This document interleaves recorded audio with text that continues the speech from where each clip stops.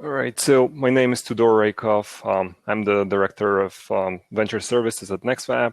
We are a pre-seed stage hardware-focused investor in a product development center in the greater Philadelphia region. So we specialize in helping companies create and commercialize physical products. So if you're an entrepreneur, you can think of us as an extension of your company. And to give you an illustration of what exactly I mean by that, I just grabbed a few pictures from our website. And I think in this particular case, this was a team of medical entrepreneurs who came up with this idea for a device that is a proximity sensing LED nightlight to be used in hospital settings. So they came up with the idea, but they didn't necessarily have the technical expertise to build a device themselves. So what they did is they work with our product development staff at NextFab, and we help them build the works-like prototype and also the looks-like prototype that you can see on the right side of the screen. Eventually, our product development team managed to combine these two prototypes into a one single device that you see on the screen. So this device was used in various pilot studies that the entrepreneurs performed in order to validate this idea. And if you'd like to learn a little bit more about the work of our product development team, and in particular this case study, you can just go to this link that you see on your screen, productdevelopment.nextfab.com, where you'll be able to find more case studies and learn a little bit more of the type of work that NextFab can do for entrepreneurs. So NextFab, we constantly see entrepreneurs, they come to us with various ideas.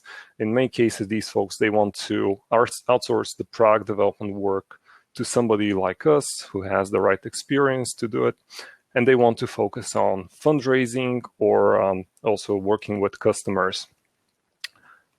So what differentiates NextFab from other organizations, other product development centers out there, is this hardware accelerator program that we have, and we launched it in 2016. Since then, we have worked with 37 companies. We invest up to $25,000 in the companies that go through this program. We provide them with some technical expertise, access to prototyping equipment, and introductions to various resource providers.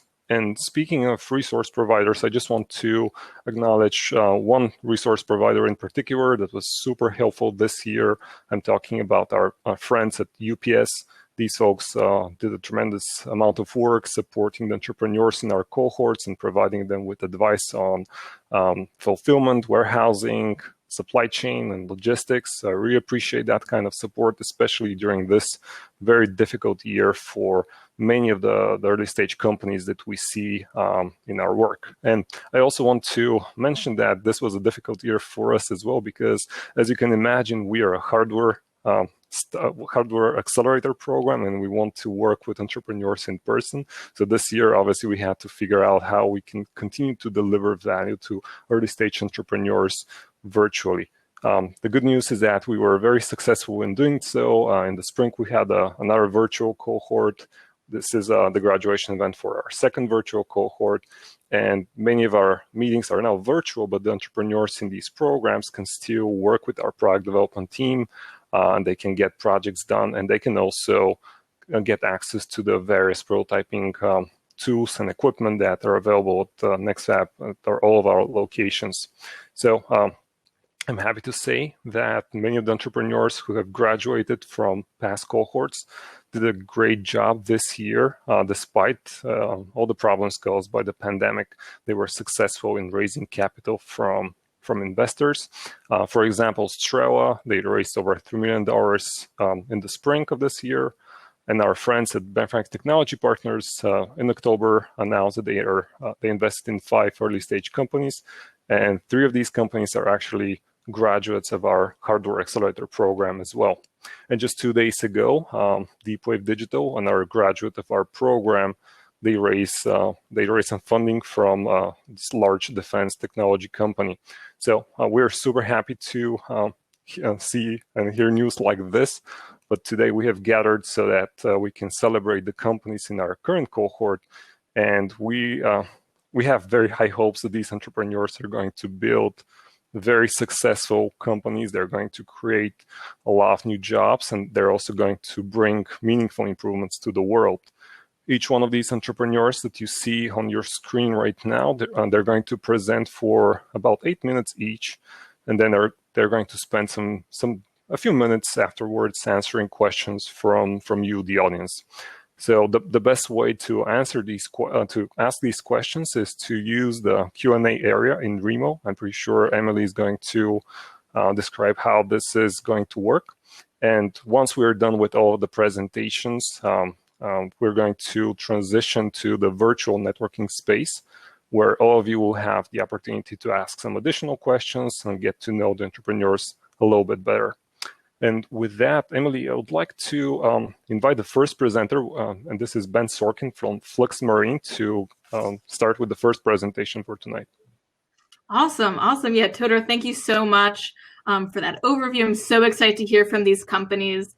With that, I'll boot you off the stage here, and I will invite Ben to come on up here. So Ben, if you are able to turn on your mic and camera, that would be wonderful. And as Todor mentioned, we'll be using the Q&A function. So if you look, hey Ben, if you look on the right-hand side, you'll see chat, participants, and Q&A. So if you want to pop questions in the Q&A, that's how we will run through those. Hello, Ben. Very excited to hear from you. Yeah. So if you want to share your screen and get things started, and then I'll jump off. Yeah, absolutely. I'm going to go ahead and share my screen. Thank you everyone for tuning in today.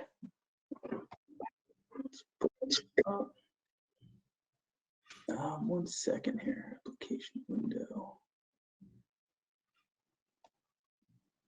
I'm actually 1 second here. This is the new virtual world.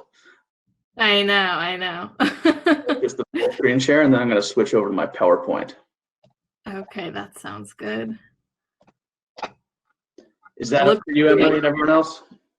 Yes, I'll jump off the stage here and give you the floor. All right, you tell me when to go. Go. All right. So our company is Flux Marine, and we're building a better boat motor. Back in 2016, this started as an idea in my dorm room. The automotive industry was undergoing an electrification revolution. As boaters, we saw an opportunity to disrupt this industry. There hasn't been a large technology push here since the widespread adoption of four-stroke motors 20 years ago. Owning a boat is not like owning a car. They have higher maintenance costs and lower reliability. Countless times have we been gearing up to head out on the lake when broken flywheels, spark plugs, and gaskets cost us the weekend. For these reasons, many people know BOAT to stand for bust out another 1,000. Boating is an expensive recreation. Fueling up on the water can be $1 per gallon more expensive than fueling up on land. Not to mention, the restricted use of combustion motors is expanding because of their disruptive noise and pollutive emissions. In fact, the environmental impact of gas boats is severely underestimated. Operating a family-sized gas boat for 1 hour releases the equivalent pollution of driving a car for 800 miles. The EPA estimates that over 150 million gallons of unburned gasoline is discharged by pleasure craft annually. For reference, that's 15 times greater than one of the largest oil spills in human history. And that's why we've set out to design, manufacture, and market electric outboard motors, and we've gained significant traction. We recently finalized our 30 horsepower equivalent technology demonstrator seen in this laggy video.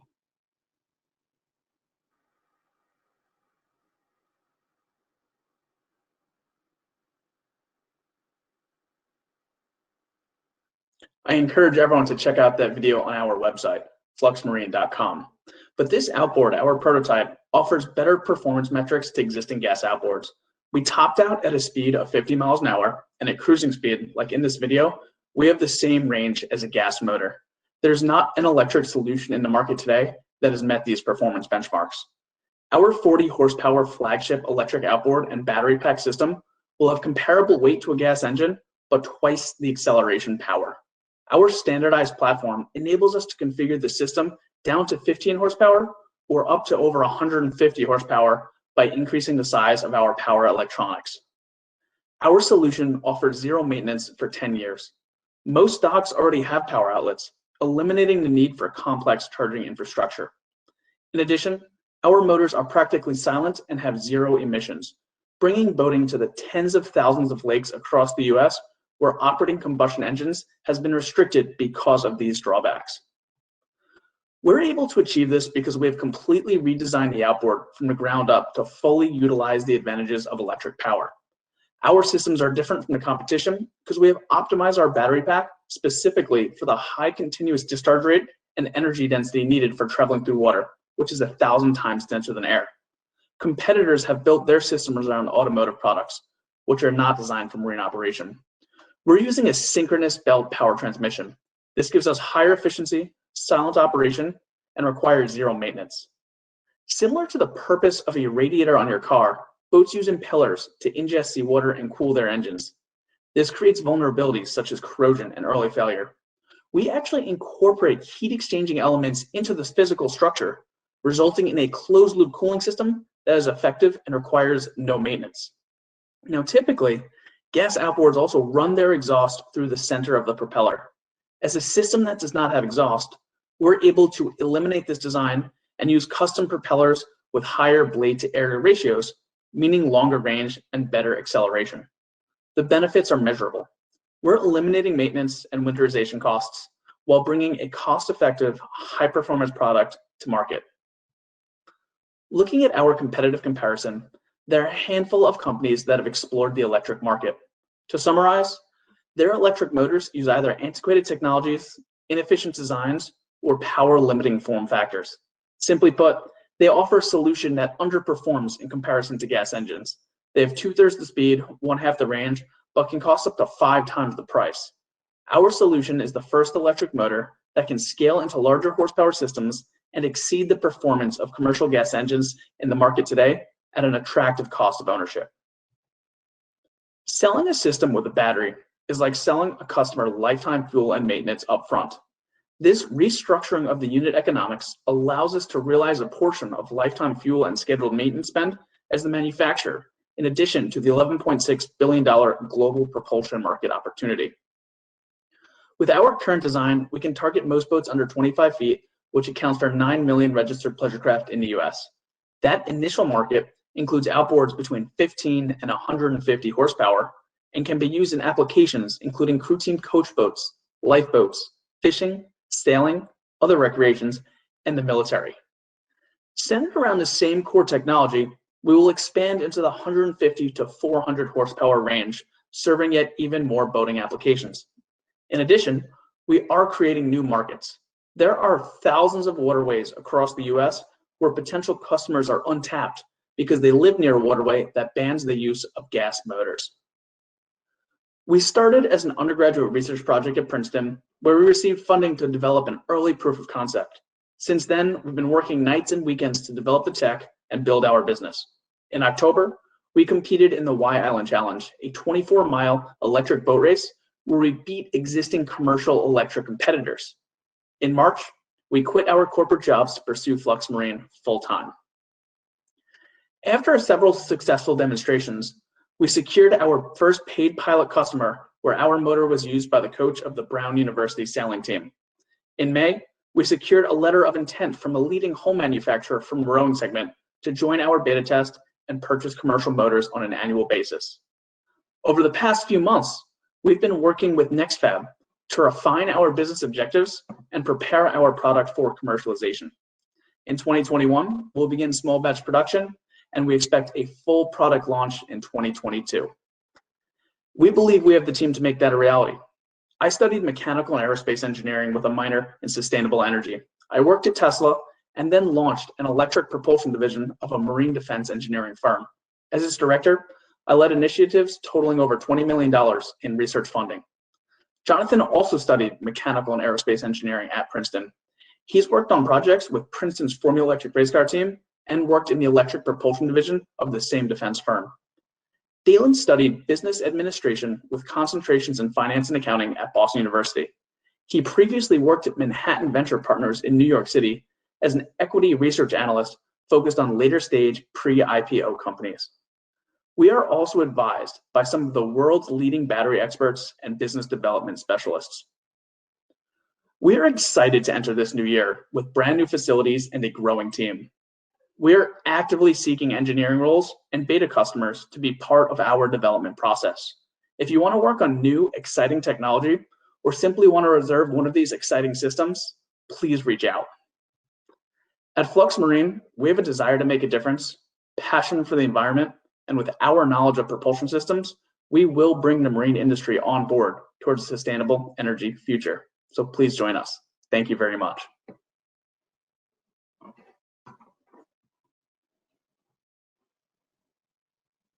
Let me just unmute. Wow, Ben, that was really, really excellent. Thank you so much for that. My pleasure. Yeah.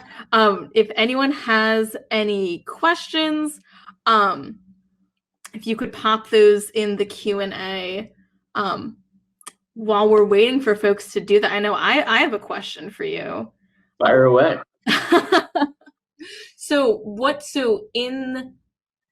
I think it's hard to avoid the impact that kind of 2020 has had, and how do you see kind of the future of boating in relation to where leisure is heading now, where travel is heading now? Where do you kind of see that going?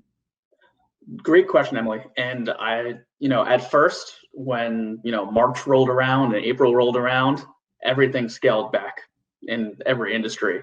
But quickly after that, the boating segment actually grew tremendously. I think we saw over a 40% increase in boat registrations from last year to this year. When people think about boats, and when we think about boats, if we had to put one word on it, it would be freedom. And so with the new regulations and just dangers outside with COVID and the pandemic, a lot of new people turn to boating as a way to do recreation and enjoy leisure.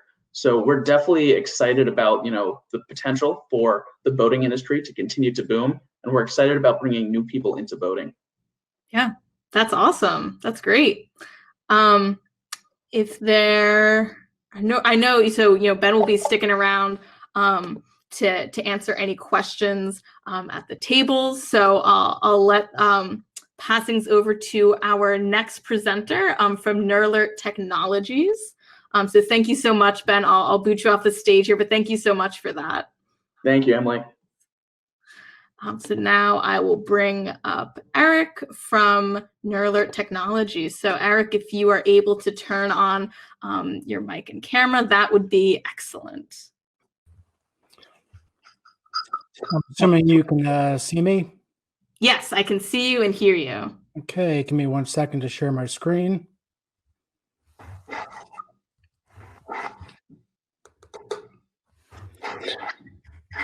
Looks great. Okay. I'll give you the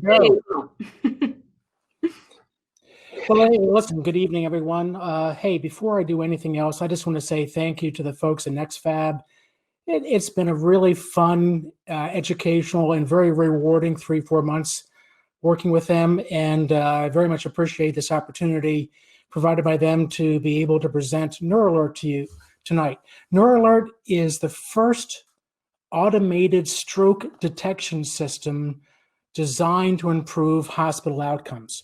So I'm sure you're understanding the impact and the challenge that strokes have on our country, in fact, on the world.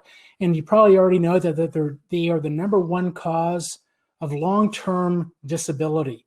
But I don't know if you know that 10% of all strokes happen to people that are already in the hospital. In fact, 50% of the strokes that happen in the hospital aren't identified, aren't detected for up to 4.5 hours after they occur. And more than 1 in 4 people who have a stroke in the hospital die.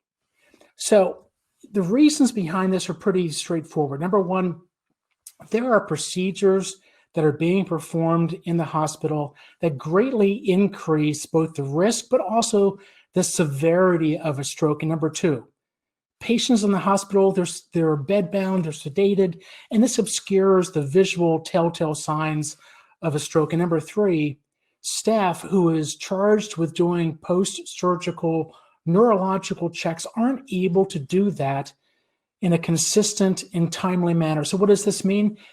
That means that many strokes are not detected in time for the hospital to bring to bear life-saving or stroke mitigating treatments. This increases the hospital's length of stay and increases rates of morbidity, mortality, increases their cost, and if litigated, has the litigation cost, settlement cost of almost $2 million. So what is Neuralert doing about this problem? So our system incorporates non-invasive wearable devices attached to a patient's wrist, and they are monitoring for strokes and detecting those strokes. And when they do, they immediately send an alert to the hospital staff so that they can intervene. This timely intervention means that we are able to save lives, we're able to improve outcomes, we're reducing costs, and we're reducing the risk. So let me walk you through the 3 steps of how the Neuralert system works. First step is detection. So we put smart bands on the patient's wrist, these non-invasive bands. They're measuring asymmetry in the arm movement. And now asymmetry is a classic indication of a stroke. And these bands are sending telemetry data to a proprietary algorithm housed in a HIPAA-compliant data store, and it's analyzing this telemetry data. And effectively what it's doing, it's separating the wheat from the chaff, because there's lots of information that will give you a false alarm. Information such as, are you right-handed or left-handed, because you're going to move one side of your body more than the other. Are you asleep or awake? Do you have an IV board or other telemetry data wires that are impeding your movement? These are all things that our proprietary algorithm needs to model out and come up with only those indications that indicate a stroke. And when that happens, then phase 3, we send an alert to the medical staff so that they can intervene in a more timely manner. In our first clinical study last year at Penn on over 200 patients, Neuralert was demonstrated to be able to detect strokes, 80% of strokes, in less than an hour. Now, you need to compare that to the current standard of care, which is less than half of these strokes are detected in 4.5 hours. And the difference, 1 hour, 4.5 hours, that's the difference between the hospital being able to bring medications, technology, or devices to work to save a patient's life or to mitigate the effects of stroke. Because of that fact, our initial target are those hospitals that specialize in high stroke risk cardiovascular procedures. There's about 1.7 million of these procedures per year. Now, once we have established ourselves as a valued proposition in that post-surgical environment, we can expand to all patients who are admitted to hospitals that have a potential for a stroke, have a high stroke risk indications, a past history of a stroke, AFib, congestive heart failure, diabetes, the elderly, and of course there is downstream opportunity for non-acute care, international, and even to have this as a direct-to-consumer used in the home product. Now, the revenue model behind Neuralert is based on a hybrid SaaS concept. We're charging $5,000 per seat per year. And each seat allows for numerous patients to use that seat during the course of the year. We're also charging $200 for each pair of reusable bands. So between the SaaS license and the band cost, the average cost for Neuralert per patient is only $130. And you have to compare that to what the hospital is incurring as cost. Because if you have a stroke in the hospital, your length of stay is extended 2 to 28 days at a cost of $2,000 per day. So based upon the revenue model, based upon our market opportunity of focusing on high stroke risk cardiovascular procedures, results in a market opportunity of nearly $200 million and expanding to all patients with high stroke risk being admitted, expands that tenfold to $2 billion. Now, there is some competition. We are aware of at least one other competitor that is trying to use asymmetry data to detect strokes, but they don't have our proprietary algorithm that separates wheat from chaff. And they're also not focused on the acute care marketplace. They're focused on skilled nursing facilities and rehab hospitals. But there are multiple billion-dollar companies in the business of stroke diagnosis and stroke treatment. And we believe that they will help commercialize our penetration into the market, because if Neuralert is able to detect strokes faster, then their medications, their technology, their devices can be brought to bear to save patients' lives and to improve outcomes.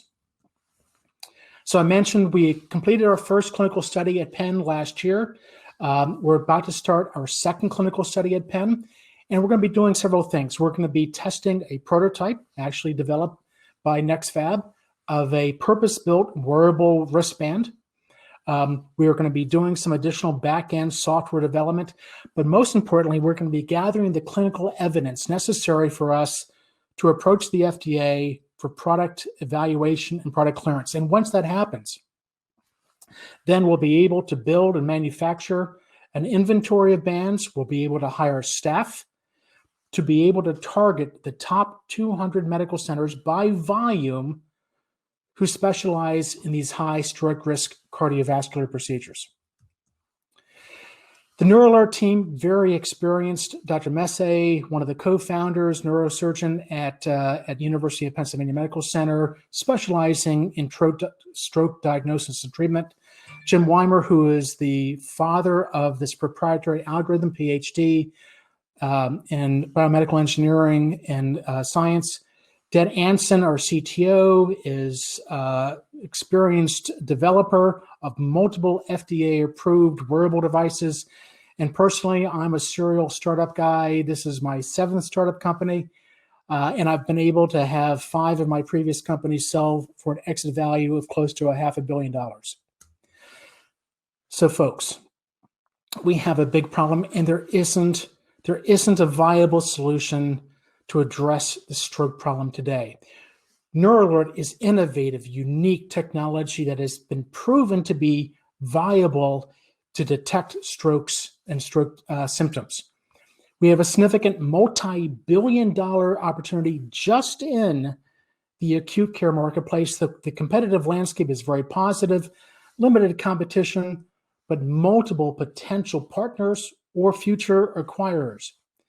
And the team, very experienced in the medicine, in the technology, and in the startup business acumen necessary to ensure that Neuralert is a success. So I thank you for your time. I thank NextFab for this opportunity, and I do look forward to your questions. Thank you so much, Eric.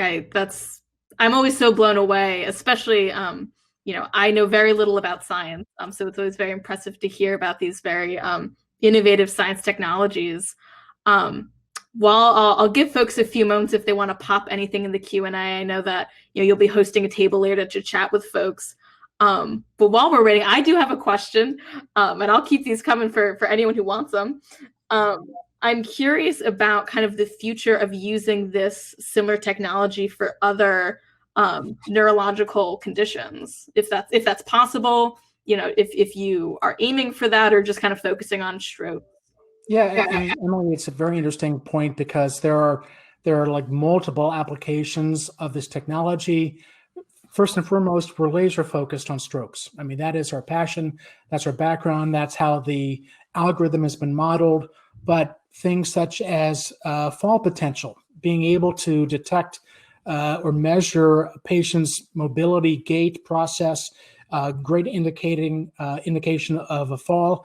And as I mentioned before, looking downstream past the acute care marketplace, anybody who has a smartwatch, a Fitbit, or a mobile health monitor, you wear that on one wrist, you put Neuralert on the other wrist, the two will talk, and we can interface with a home digital assistant, automatically call EMS services or your emergency contact in the case of a stroke. So wonderful downstream opportunity. But again, first and foremost, acute care marketplace, high stroke risk surgical procedures.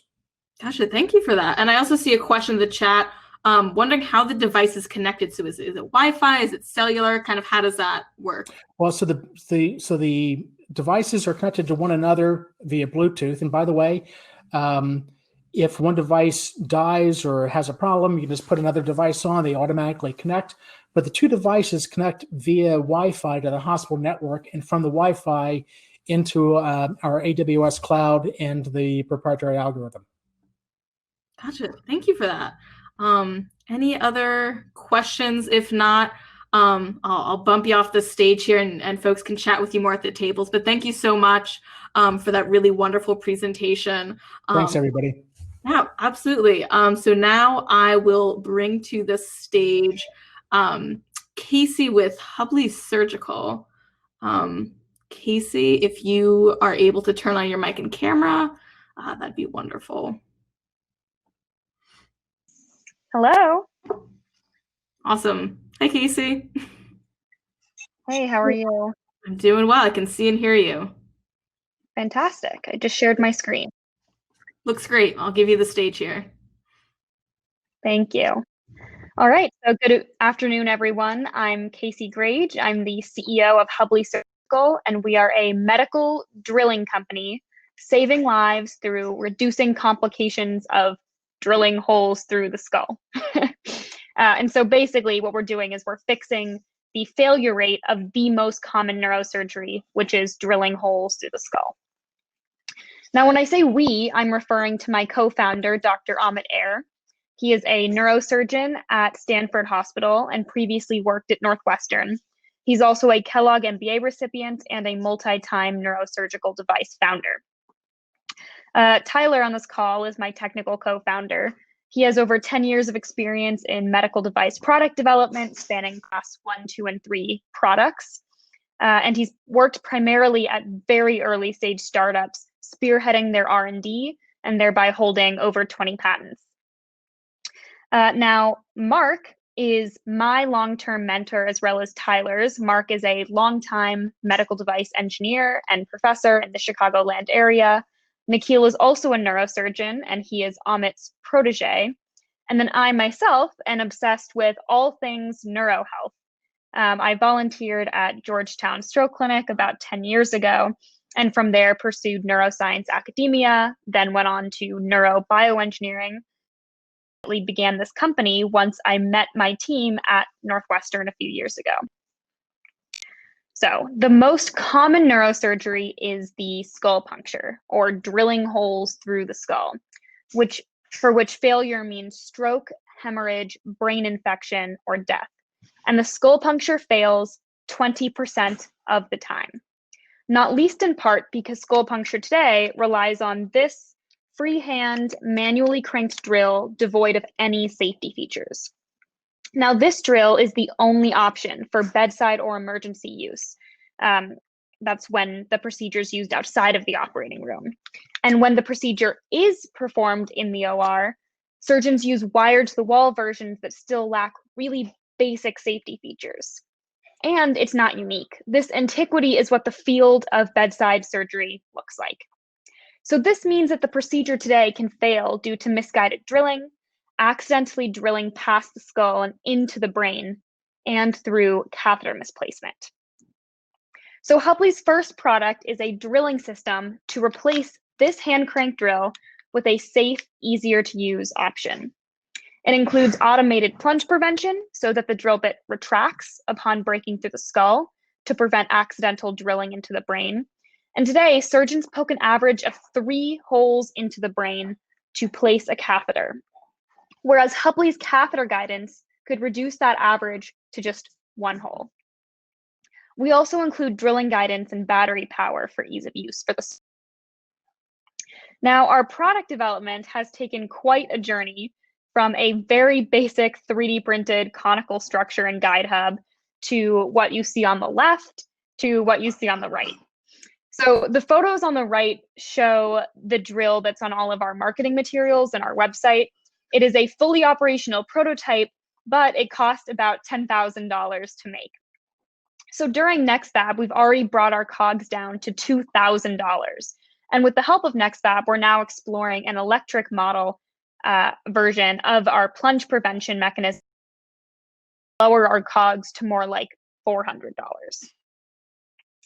Now, I can't emphasize this enough, but the point of our company is ultimately to save lives. But how we do that is through selling to neurosurgeons. And so through the NextFab curriculum, we've learned to validate our solution through customer interviews. We've interviewed over 100 neurosurgeons and some 50 plus industry experts to make sure that we're on the right track in developing our drill. We've garnered the support from the 2 vice chairs of neurosurgery at Northwestern, as well as the VP of R&D at Medtronic. Now, to quickly go over our competitors, the drill, which has 100% of the bedside market, is this hand crank drill. A new startup, Phaser, is starting to enter the market, but they are just a motor and a drill bit. It's just a battery-powered drill. We, in contrast, have safety features which address the real problem. And the drills used in the OR today are optimized for ease of use, but still, believe it or not, lack these really basic safety features that we offer, such as this drill guidance, plunge prevention, and catheter guidance. Now, we have 2 patents pending, one non-provisional and one provisional. Hubley is very closely partnered with Northwestern and Stanford hospitals, who have invested about $50,000 worth of resources in our company. And fortunately, Hubley owns 100% of the IP without any licensing or royalties owed to anyone. So to talk about that Northwestern partnership a little bit more, Northwestern's ranked number 5 in neurosurgery, which is really good news for the 232 patients they discharged last year for skull puncture. However, using these hand crank drills, Northwestern still spent $20 million last year on skull puncture complications alone. Now, if they had used the Hubley drill instead, we could have saved them $4 million just on this one procedure. And we could have saved US academic hospitals $4 billion. So our beachhead market is that skull puncture. But really, Hubley drilling system is safer and cost saving for many procedures for which over drilling into nerves is a risk. So our total addressable market is $8.4 billion for the applicable procedures in the US alone. We are a Class 2 510K device, so our regulatory pathway is streamlined and simple, and we've already done cadaver testing. So with no required human or animal trials, we expect to get FDA clearance and launch by Q1 2022. We plan to sell our device at a premium product of $2,000, and it will be offered in a kit for quick off-the-shelf access. So just like this current hand crank solution, we're selling our device in this bedside kit with other components needed for the procedure. Now, we can offer this premium price because we can save hospitals $10,000 per procedure. But of course, in order to sell, we will need proof. And so that's why we're selling to hospitals directly, starting with our partner institutions. We'll gather post-market data from paid pilots immediately after FDA clearance. So first, we're selling the drill designed for emergency skull punctures, then a reusable version for elective neurosurgeries, and then one for orthopedics. And these additional versions will be offered as we expand geographically. Now, in conclusion, thousands of people are dying every single year in the United States just from this one procedure of drilling holes through the skull. And that's because no one else has created this relatively simple solution to one of the oldest problems in medicine. We have that solution. Hubley has the team, the IP, and the hospital partners. We have grants from the National Science Foundation and the Chilean government. With NextFab support, we've been able to validate our product and develop it to the point of these fully operational prototypes for use in cadaver studies. So now we need to get our product from these alphas to betas. We're using the NextFab dev team to explore these alternate methods of auto retraction, as I mentioned, to reduce our COGS and ultimately commercialize. So we are well on our way to achieving FDA clearance and launching and ultimately modernizing neurosurgery. Now, as a quick final note, our 2 primary partners are Northwestern and Stanford hospitals, but we are always open to more hospital partners, especially in the Philadelphia area. For example, at Penn and Drexel, there were about 600 ventriculostomies that were performed last year. So now I will open it up to questions. Thank you. Wow, thank you so much, Casey. I don't have a poker face at all. I was just sitting here like, oh my God. First of all, I had no idea that people were drilling into skulls. So that is, I'm just blown away. We'll give folks a few moments to pop some questions in the chat. But I have a question. I would imagine that developing something so intricate would be a highly iterative process and kind of tweaking and making sure that you're encompassing all the features that you want. And so I'm just curious, at what point in your development as a company or as a product that you knew, this was this, this is it, this is the product, or are you still kind of tweaking and tinkering, with the product? You're right. We're still tweaking and tinkering. We're going to continue doing that until we meet the very specific design criteria of the drill bit stops every single time and the average catheter misplacement rate is 1 out of 100 procedure holes drilled into skulls. Until that point, when we say, okay, it's good enough, we have to submit to the FDA. We will keep tinkering. Gotcha. We have a question in the chat. Could the unit be designed to be reusable eventually? Yes. For the version of our product that's used for the operating room, it will be reusable. Very good. Just wait and see if there's any more questions in the chat. But whenever I hear about these innovations, I'm always like, I'm so glad that there are people out there doing this, because it's not going to be me. And I'm very happy that there are folks with this expertise in this field. It's so important. Well, thank you. With that, I'll scoot you off the stage here, and I will invite. Oh, we have a question. Oh. Would you envision this going to animal studies in the next phase of testing? Yes. We're going from human cadavers to live sheep. Very good. Any other questions? I don't want to cut it short. All right, well, Casey will be hosting a table in the networking space to answer any additional questions. So thank you so much, Casey. Now I'll scoot you off the stage, and I will invite Fardis from Calving Technologies.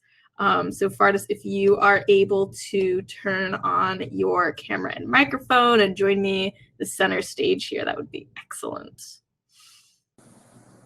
Hello, can you hear me? Yes, I can hear you and see you. Perfect. Let me share my screen. Awesome.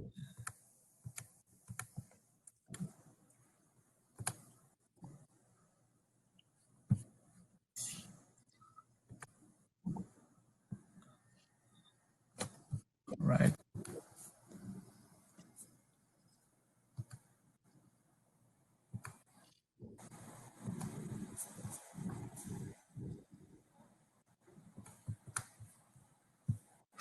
Perfect.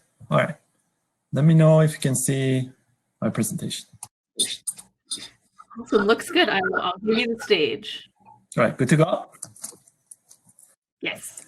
Hello, everyone. My name is Fardis. I'm a CTO and co-founder of Calving Technologies, and we are a calving prediction company.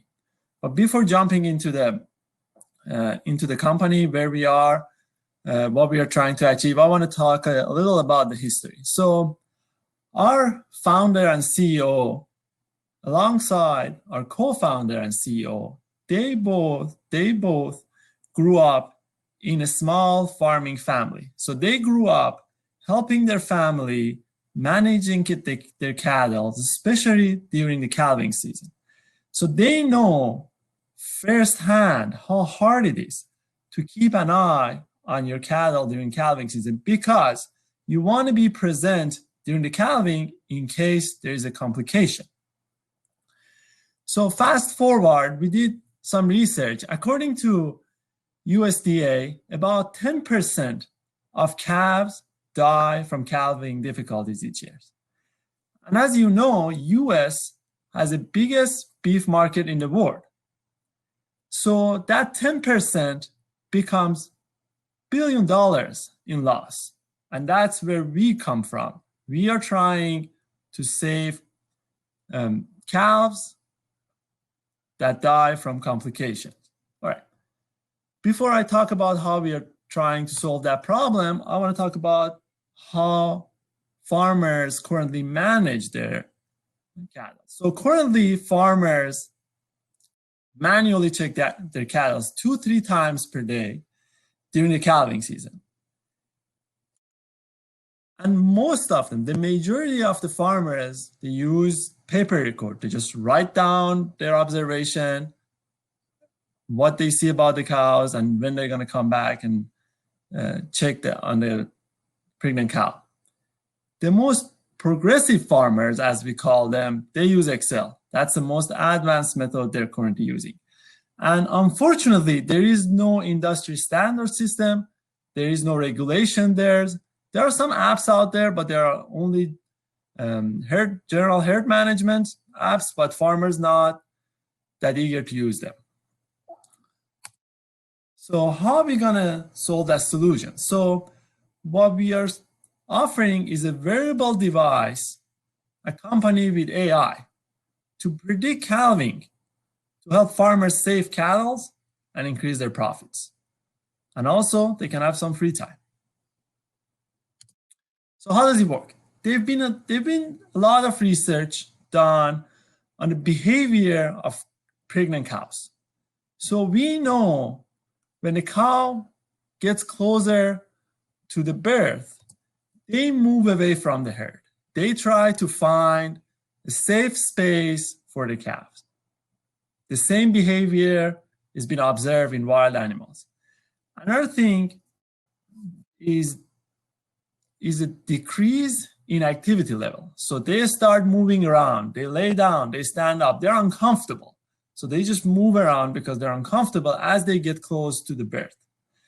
Also, there is a decrease in feeding intake because they're not in mood to eat. They're uncomfortable, they just want to get over it. So our wearable gathers this data and send it through our software pipeline. And there, we're gonna monitor these data. We know what is the cow normal behavior. And as soon as we see abnormal behavior, that is an indication that we're getting close to calving. All right. So I want to talk about what's out there. So currently, there is no calving prediction product in the market. The closest things out there is a company based in Iceland, and they just tell the farmers when the calving is happening, so there is no really prediction. What we are trying to achieve is at least 6 to 12 hours notice to the farmer, so they can go find their cow, bring them in the barn if they need to, and be present during the calving. So if there is a complication, they can take care of it. How are we going to get into this market? So we've done a lot of research. We've done a lot of interviews with the farmers. And we realize our market is farmers that they have 100 to 500 cow-calves. And that just in the US becomes about over 300,000 beef operations. Also, we know that these farmers, they listen to their vets. Their vets have a lot of influence on them. And if they offer a new product that they can help them, they are more eager to use it. And why, the question can come up that why vet are going to offer this. And that's because with using this product, they can have more customers. They can manage more farmers. And when the farmer knows the calving, they can be present. And if there is a complication, they can call their vet, and the vet can be, has still time to get to the cow. Also, we want to get endorsed by industry partners and eventually by big farm businesses. And also, we want to be part of affinity groups to teach next generation and young farmers about these new technologies. So when they grew up, they know these technologies available and they're more prone to use it. And CEO of our company and CEO, they both grew up participating in this group. So they know how these groups works, how they have a lot of context. So what we have currently. So far, we have a series of angel investments. We just finished a test in partnership with Missouri University Beef Farm. So we just ran a test during their the fall calving season. We also have a legal consultant about IP, and also we are a women-led company. What we need, we know we need to add more to our team. We know we need a data scientist. We know we need a software developer. We're working on that. We are working also to refine our current hardware. We know there are challenges there. We are working on the battery. We are modifying the whole process of gathering data and transferring it. Also, we're working on deeper market and financial feasibility studies. Another thing that we are working is we are in talk with different herd management companies to be partnered with them that we can offer our algorithm, our technology to their platforms. Also, we're working to get pre-seed investment and also early vet and farmer adopters. So here's just a look at our partners that we've been, they're helping us. NextFab's there now.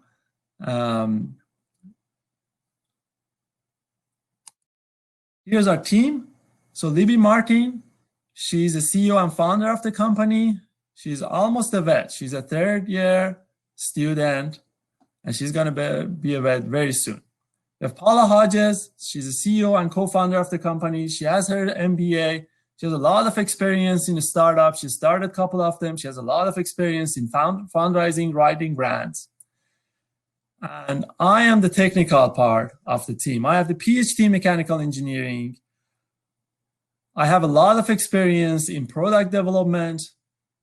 I have a lot of experience in commercialization, submitting patents. So that's where my part is. Here's our advisory board. They're great people with different backgrounds. They're willing to help us when we go to them. Yeah. And last but not least, please get in touch with us. We have a website, calvintechnologies.com, or if you prefer, you can directly email us or call us. So here I conclude my presentation. Thank you for your attention. I would be happy to address any question.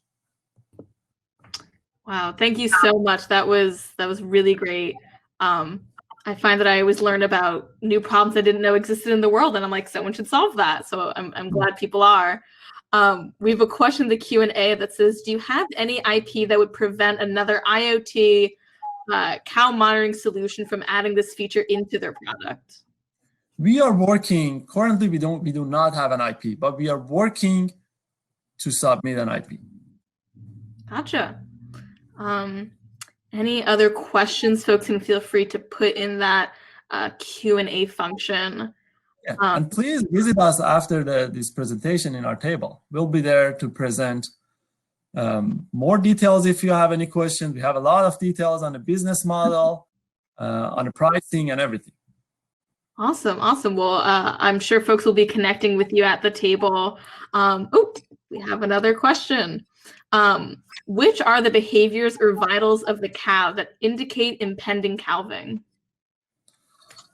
That's a really good question. So, I mean, one of them is move around. So the cows, they get uncomfortable as they get closer to the berth. So moving around, so you can see they move around, they sit around, so that's the increase in movement. Another thing is the decrease in intake. They're not in the mood to eat, so that you don't see they're not taking any food. Another thing that is very important, we call it nesting, and the cows start going in a circle. Like a dog, when they want to sit, they go around the circle. The cow does the same thing, and that's a very good indication also of we are getting close to calving. So there are also, each cow is different, but if you look at from the above, all of them goes through the kind of same behavior. Thank you for that. We have there's just a comment in the chat. I'm wondering if you have any thoughts on this. But someone mentioned, I think you have a market in Africa for this. So that, because I only had 8 minutes here, I didn't bring up one of the slides. I'm very happy to show that. So there is a big market in Brazil too. Brazil is the second beef market in the world. So we're aware of the market, not just in the US, but outside. We just had a discussion with a company in Australia, which they're way ahead of us on the herd management. They are not calving prediction. But we know there are regulations coming in, especially in Europe and US, about the traceability. We know a lot of these companies started there. That's ahead of us. But we know it's coming in the US. It's always like that. Start in the Europe and Australia, goes to California, and then the rest of the US catches. Gotcha. We have one more question before our last presentation. They ask, how much data do you need to train or develop your algorithm? How far along are you on gathering this data? So that's a really good question. So we have a lot of data. We were able to gather a lot of data from our previous test with Missouri University. What we are trying to do is to basically find that behavior, that change of behavior in the data. That's where the challenge coming from. So we need to, because the car is constantly moving, how you can detect that change of the behavior. And I think we are very close to that. We are in talk to have another observation, at least, with the Missouri University in the spring. So we are very close to finding that sweet spot and basically determine, by sweet spot, I mean when the cow's behavior becomes abnormal. Gotcha. Thank you so much. I'm glad folks asked questions because I wouldn't have thought of such good questions. Yeah, questions. So thank you so much, Faris. I'll be sure to stop by your table later. With that, I'll scoot you off the table, off the stage here. But thank you so much for presenting. Thanks, everyone. Thanks. So now our last but not least presentation will be from Gautam. I hope I'm pronouncing that correctly, with Pilleve. So if you're able to turn on your camera and microphone. Hey, how's it going? Hi. Did I pronounce your name okay? Yeah, no, that's perfect. Okay, excellent. Good. Welcome to the stage. Thank you. Let me get this Chrome tab going.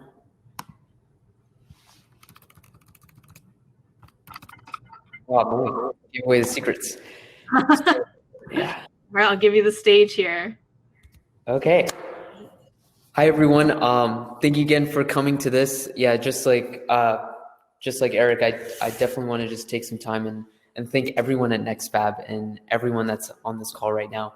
Thank you for listening to us, and thank you for giving us this opportunity. Honestly, like it's been an awesome couple months with the NextFab team, and learned a ton. Got exactly what we hoped to get out of it, and of course, in all these kinds of things, we can never replace the physical environment or being able to be there in person with the rest of the cohort. But I think the team did a great job. So thank you. And let's get into it. So my name is Gautam Chabrulu. like go thumb, easiest way to say it. And I'm one of the co-founders and the CTO of Pilleve, where our goal is to prevent substance abuse and addiction. And now one thing I do want to emphasize is that we are not just a company. We truly are a mission. And that is because when me and my co-founder met for the first time, it was really under the pretense of our own personal experiences with substance abuse, either personally or with our family. And over the couple of years that we've been building this, almost every single person that we talked to, we realized that unfortunately this is what unites us, because every single person has a connection to substance abuse, whether it's themselves, friends, family, or acquaintance. Everyone's been affected by it. And so in the last couple of years, everyone has heard of the opioid epidemic. And that has become the worst public health disaster since AIDS, barring anything from COVID, of course. And in 2018 alone, 70,000 people died from drug overdose. And in 2015, we had 12.5 million misused prescription opioids. Now, I know a ton of people in the audience are techies. And so everyone in their mind is like, oh, so what is the actual problem? Like, what is the root? What is causing this? And we believe that one of the issues is that misuse starts at the home. So just picture whenever someone gets a prescription, a controlled substance, we know exactly when that prescription is picked up, but we have no idea what the patient does with it, who uses the medication, is it going to someone else? Is the medication effective, or is the medication even safe in the first place? So we decided to build our solution to collect pill usage and behavior data, which means that we're allowed now to identify, track, and even prevent diversion, of preventing pills from going into the hands of those that it wasn't prescribed to. So let's just get into it. We created a safer way to prescribe and use controlled substances. And so a quick demo on our device. I'm going to move it closer to the camera. I'm not going to risk shutting down the presentation to get the big full screen. So this will do. So what that means is we created this device where pharmacists, all they have to do is fill in the prescription exactly as normal, like this. And then instead of using the regular cap as they do, they just replace it with our device. And it's a really simple slip on, add the cap right there. And then all they have to do is put in their important labels, prescription labels, hand it to the patient. And then whenever the patient is ready, they simply just press a button on their app after entering some data. And like that, one pill is dispensed at a time. And so when the patient goes through the app, they sign in securely, they input pain level and other basic information. They can view their data. And then we take all that data and give it directly to the physicians in real time with alerts for tampering and misuse and all their opioid usage, so if they can intervene if anything goes wrong. And this is what really closes the loop and makes sure that no patient is left behind. So if we back up and go over this again, the provider finds a patient and prescribes the Pilleve device. So they say oxycodone with Pilleve device. Then the patient goes to the pharmacy, picks up the device already packaged with the medication. The patient then uses the mobile app to dispense pills with a tap of a button, and then all that data is tracked and sent to providers, making sure the loop is closed. Now, we also have to think about whenever we created Pilleve, our big goal was to make sure that we're matching into the workflows of everyone that's using us. So if you think about going back to pharmacies, that we want to make sure they're not spending any extra time. Same with clinics. We don't want them to spend any extra time in having to prescribe or use or go through all these unnecessary loopholes. And so we also had to think about it from the other side of the incentives. Clinics, we thought they would be incentivized by additional revenue, of which they can make up to $180 per patient per month, but they're also incentivized by compliance. Because if the DEA knocks on their door tomorrow and says, you're prescribing way too many opioids, they need to have some kind of security measure in place. And for pharmacies, they're always looking for access to new customers. And so we're matching those needs. And so what does it mean for us? For us, in terms of revenue, we charge a one-time fee of $35 and it's reusable, which means that if you need a new prescription, you just pop out the vial, put a new vial in, and you're good to go. And then for access to the data and all our analysis, we charge physicians $20 per month per patient. And so this is actually a really nice cut of that reimbursement billing code. That's going back to the $180 that physicians can make. We just can take a $20 cut of the reimbursements that they make from insurance. And so already we've gotten some great traction. We have about 500 expected patients in all the studies that were enrolled. That's over 4 IRB approvals, and including $20,000 in expected contracts, or sorry, $20,000 in contracts that we have. And just this last week, literally 2 days ago, we got our patent issued. That's been in the process for about a year and a half, 2 years. And some of the big clients we have right now are Johns Hopkins, OHSU all the way on the West Coast, and University of Washington. They've all been starting with their patients recently, and it's been really awesome getting this data. But some of our previous data shows that we are on the right path. For every single patient that we've had so far, we've had 100% compliance. And with some of our chronic pain patients, if you take them from month over 8 months, we see an average of 65% in the reduction in pills taken, which means that we're preventing 18 pills from being diverted. And that might sound like a weird number, like what does diversion actually mean? But our gold standard right now for actually measuring if there's safety for opioid and compliance is that there's these prescription take back boxes. It's like where it's this lock box right in front of CVS where you can drop off your pills. That only is effective for about 1% of medications, which means that only 1% of pills are being diverted using that system. With 18 pills here, that means that's on average 20%. That's 20 times increase. And we just hope that this gets better and better. So going back, of course, this system can be used for a ton of other controlled drugs, especially because we believe Xanax is a silent epidemic, or we could use for Adderall or other amphetamines. But we wanted to hammer in very specifically opioids prescribed in a pain clinic, and for those who have an access with a smartphone, so that we can focus on that niche and really hammer it home. And we know that it actually works. So going back, talking to some physicians, they really see the benefit of control, safety, and being able to protect their practice. Whereas instead of patients being targeted, patients actually enjoy using the system because they have that added layer of trust. So it really is a win-win-win for all of these. And a little bit about what we've been doing for the past couple of years. A ton has happened. And of course, we can't write every single mistake that's happened in between every single one of these lines. But we've gone through multiple versions of the device, including last year, raising a pre-seed round from 500 one way and unshackled, and then releasing our flagship device to Gen 2. And what we're looking forward to for 2021 is increasing the number of clinics we're working with, gearing up for our $2.5 million raise. And also, we've already started with NextFab on developing our Gen 3 device, and we are super excited for what's going to come. And so a little bit about what we're going to be using the funds. It's mostly on the expansion and actually fitting into all our regulatory and compliance needs that we need to, but we have everything laid out. And last thing I definitely want to focus on is the competition, because you've probably heard of tons of other medical boxes, pill containers, devices, all these different things.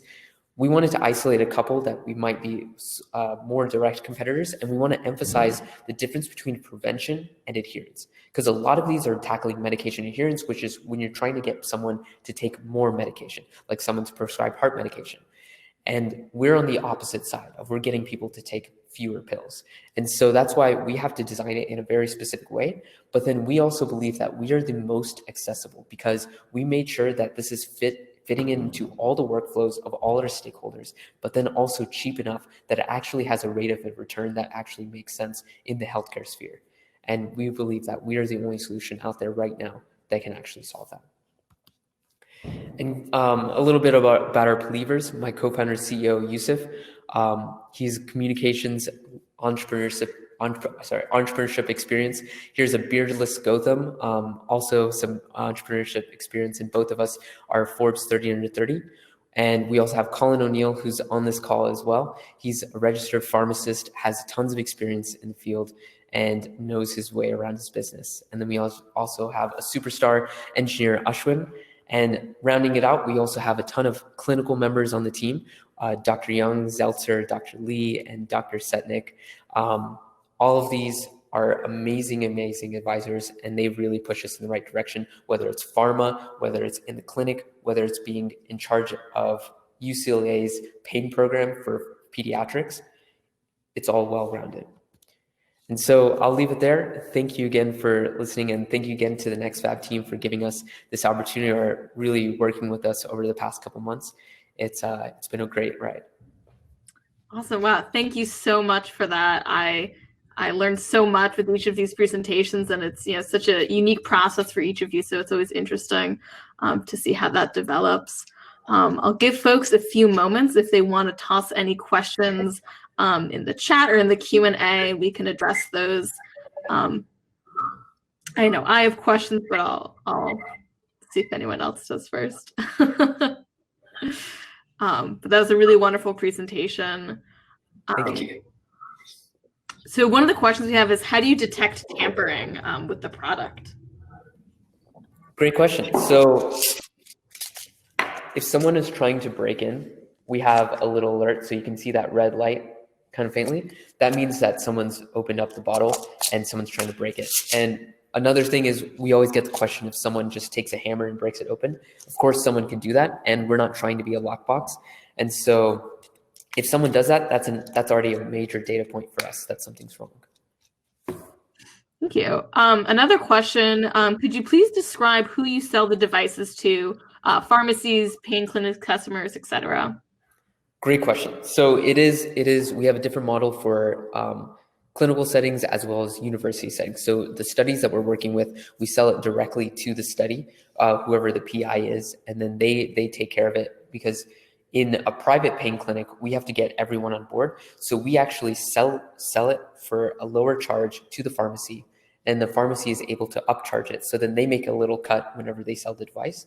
But then that's in the private pain clinic setting. And then in the university setting, when it's a study, it's to just sell it directly to the study.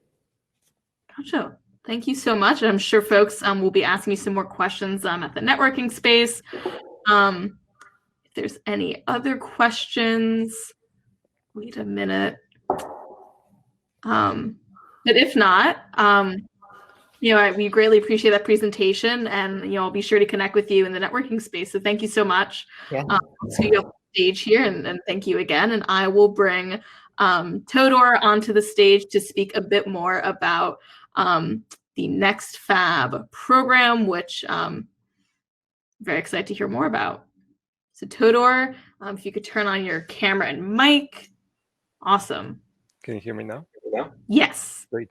Awesome. I think our timing is perfect. We said 6:45 and we are here. So before I just share one additional slide, I just want to thank Emily and the entire team at Venture Cafe for the amazing work they're doing hosting these events. So not all of us can clap, but thank you again. This is, I think, the 4th time that you're hosting these events together with us. So we really appreciate all the support that we received throughout the years from you folks, and we look forward to working with you again in the future. And with that, I just want to share my screen once again. Just give me a second. Hopefully you can see that. Yes. All right.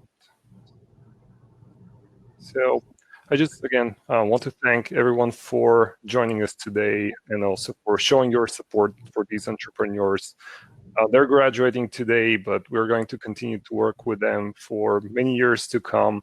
And right now, actually tomorrow, we're going to open the application cycle for our next cohort that we're going to start in April. So people will have time to apply between December 18th and February 19th.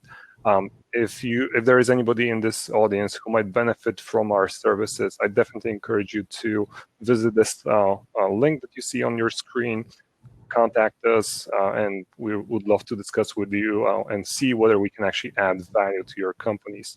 And again, I look forward to seeing you at virtual networking tables. I'll be there. Several of my colleagues from NextFab will be there. If you have any specific questions regarding NextFab and this accelerator program, we'll be happy to answer these questions. Thank you once again.